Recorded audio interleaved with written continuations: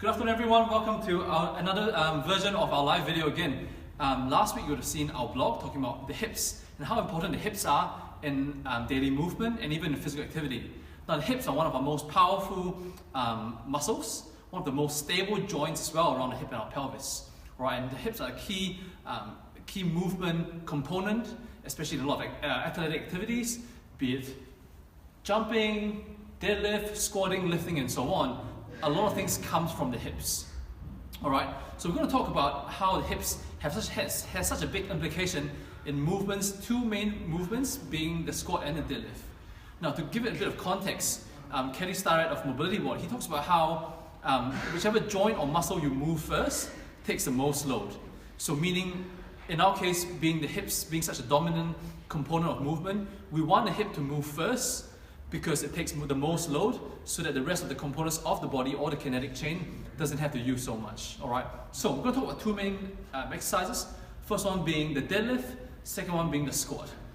So for deadlift, two types of deadlift we see, a lot more of a hip dominant pattern or more knee dominant pattern, which looks something like this. Deadlift. Right, so in this case it's more of a hip dominant pattern where you've got vertical shins, a posterior weight shift, right? So the load is through the hamstrings and the glutes, and so when you deadlift up, hips come through.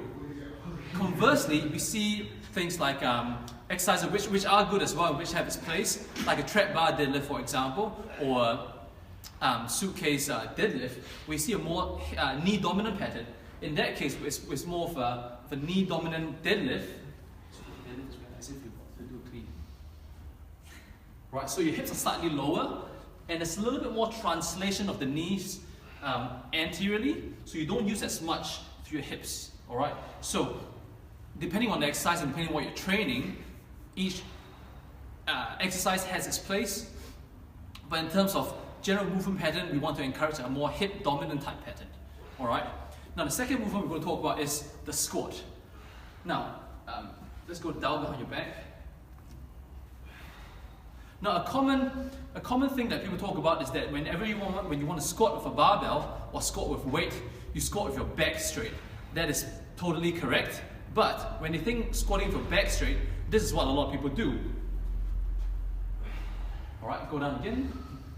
So back straight, you've got the 3 points of contact: head, shoulder blade, and your hips through the spine. So your back is straight, but once again, that knee is coming forward.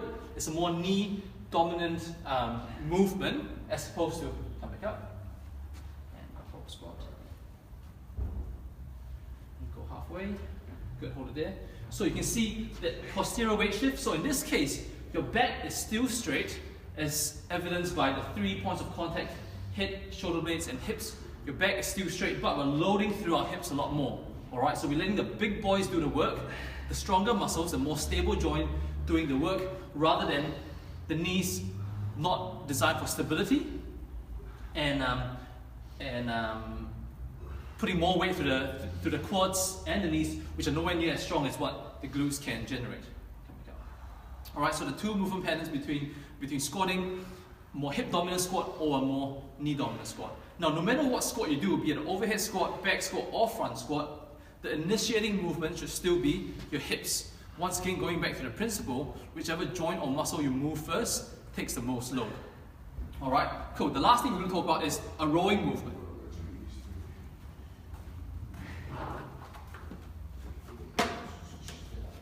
So a lot of times when we see athletes and clients doing the rowing, they either pull from the back, they overreach to try and get as much cycle as possible, but what we want to talk about is making use of the hips once more,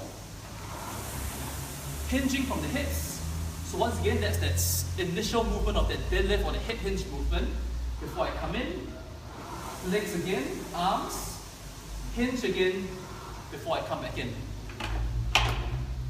Alright, so these are the three main exercises we see that we want to encourage more of a hip dominant movement, or some common biomechanical slight inefficiencies that could potentially be corrected or worked on to make training a little bit more efficient for you and potentially put you just a slightly less risk of having an injury, because we're not loading the parts that are not designed to take such huge load.